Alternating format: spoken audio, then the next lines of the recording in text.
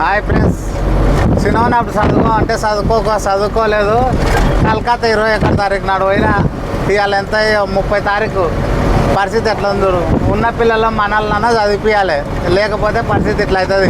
10 రోజులు అవుతుంది నిద్ర కాసి, తిండి లేదు, స్నానం లేదు. పరిస్థితి చూడు ఎట్లా ఉంది. డ్రైవర్ పరిస్థితి అంతా. పోకపోతే నేను తప్పదు, వెళ్ళదు. చదువుకుంటే ఏదో జాబ్ చేసుకుంటా మంచిగా ఉందాం. ఇక డే నైట్ పని నడుపుకుంటా. ఈ బట్టలు ఖరాబ్ అయినా ప్రతి ఒక్కడు బెదిరిస్తాడు, ప్రతి ఒక్క పోలీసు వాడు బెదిరిస్తాడు. ఈ ఒడిశాలు అయితేనే ప్రతి ఒక్కడు రోడ్డు మీద వచ్చి పైసలు వసూలు చేస్తాడు బెదిరించి. మనతో లాగా కాదు, మొత్తం ఒడిశా బార్డరు.